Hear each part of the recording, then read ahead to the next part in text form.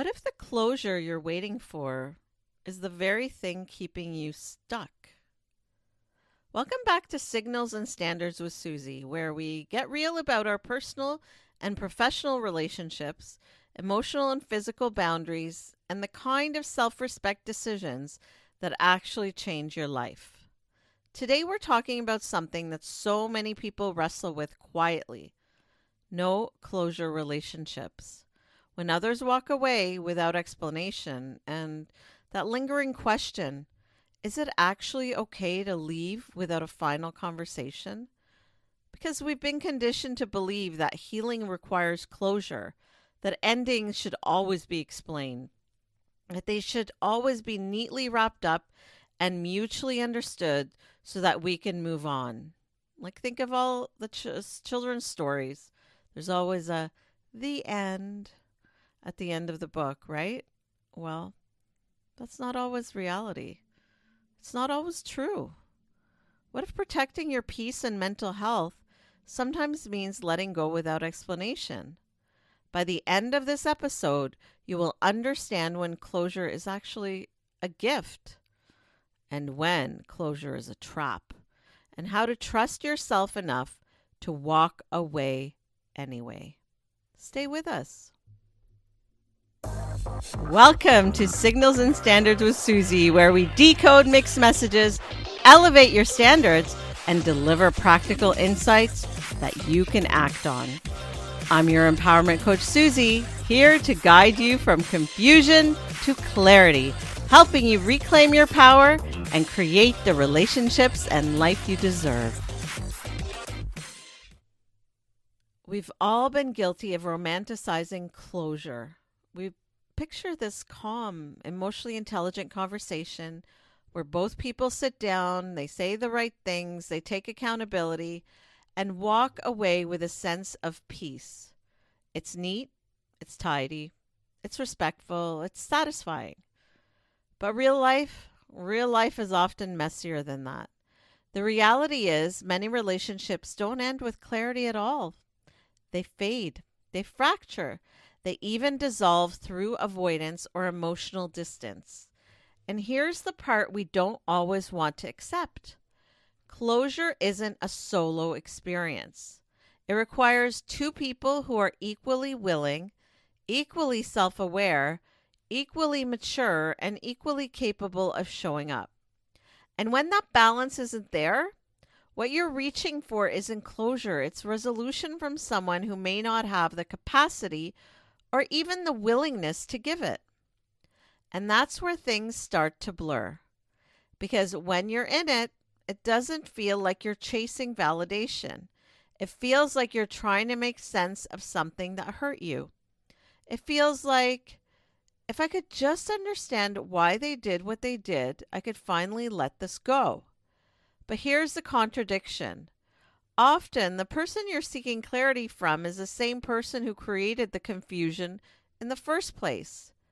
Coaching perspectives typically emphasize that when patterns of inconsistency, emotional unavailability, mixed messages, or repeated misalignments show up, the issue isn't lack of conversation, it's a lack of alignment. And no amount of explaining can fix something that was never stable to begin with. It's like standing in the middle of a maze, asking someone outside of it to give you directions, but they're the one who built the maze.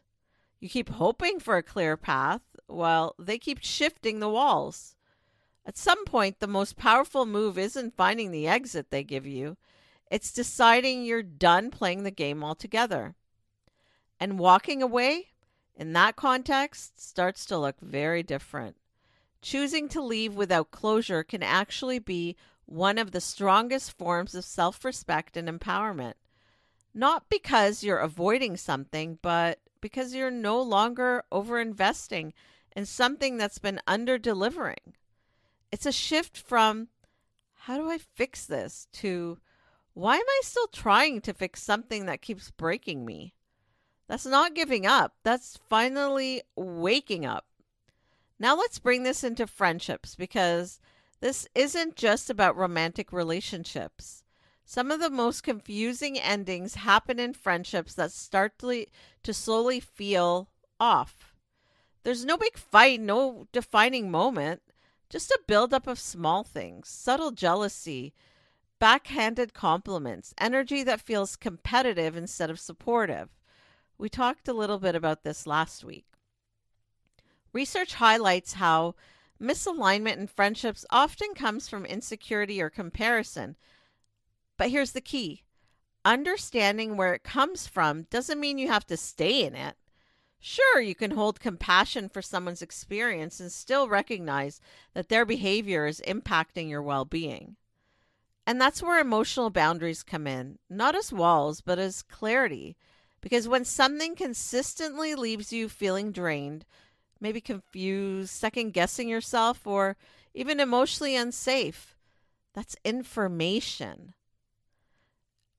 Patterns of disrespect, lack of reciprocity, lack of compassion, emotional instability, these are all signs, not of something you need to fix, but of something you need to respond to.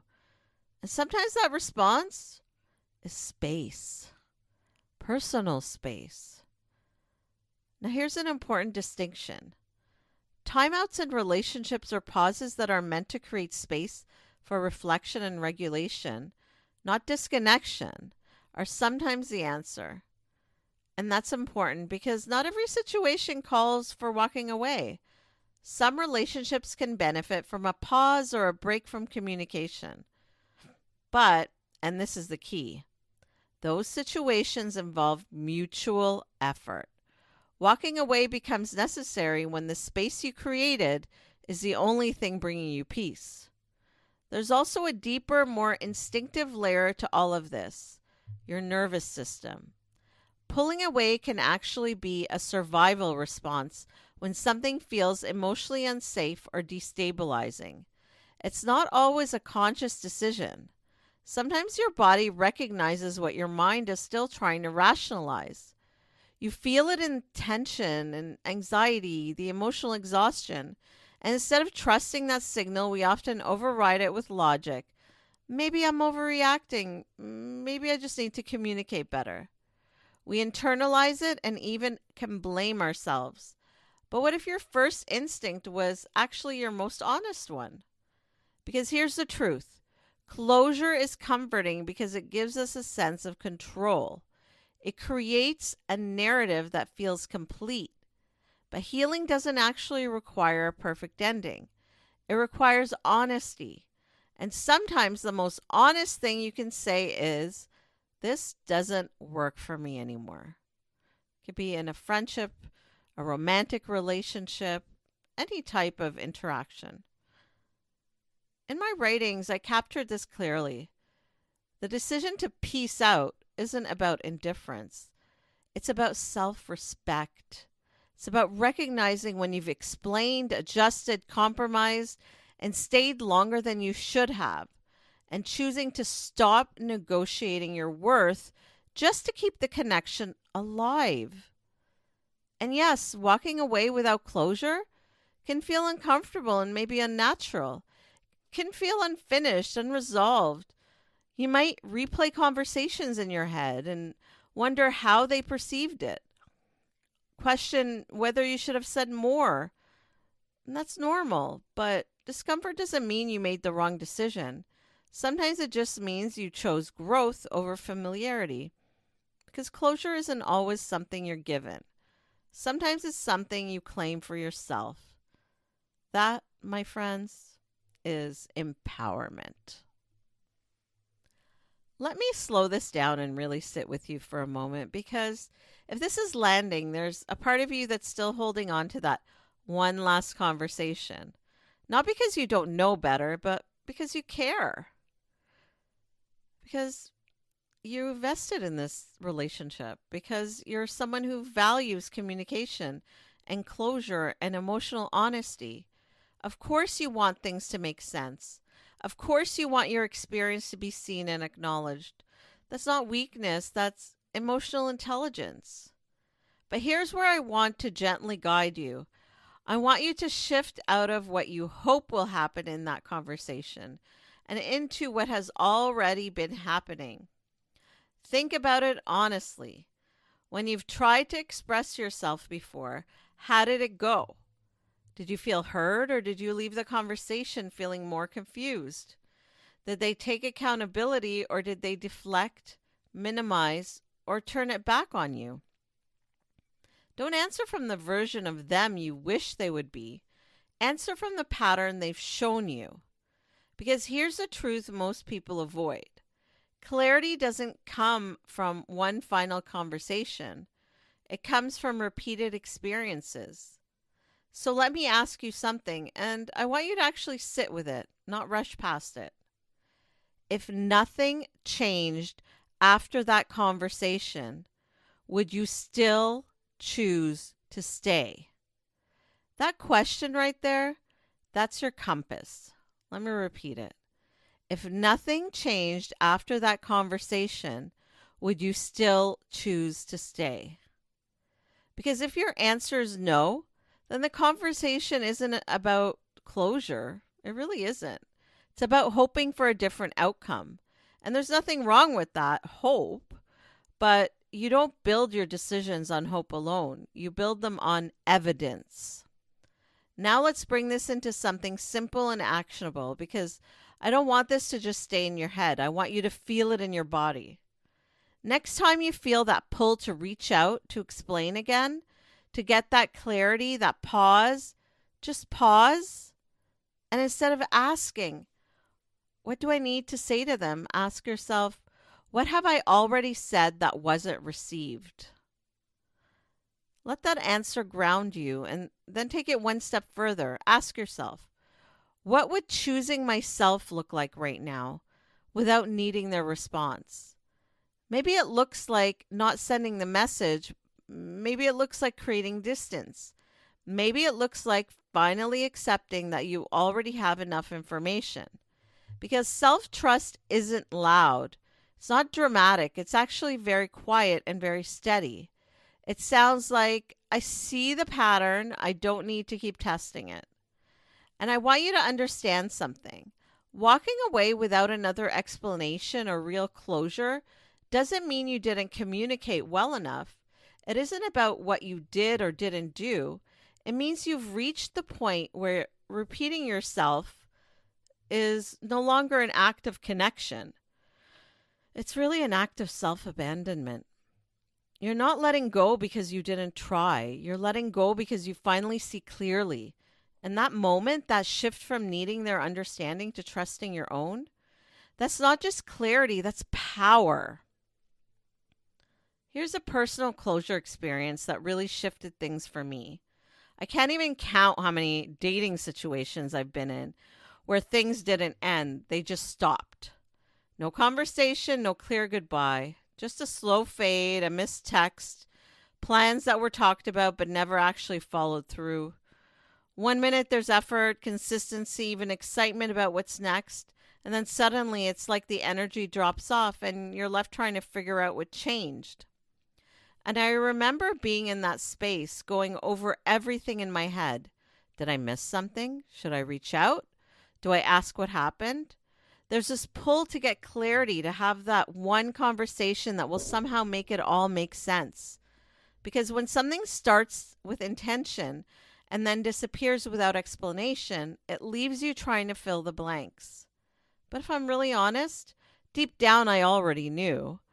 I knew in the lack of follow-through. I knew in the shift in effort. I knew in how I started to feel uncertain, anxious, questioning, waiting.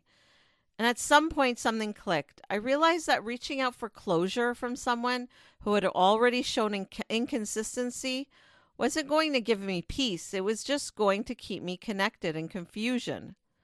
So instead of sending another message or trying to reopen something that had already closed itself through action, I made a different choice. I stepped back.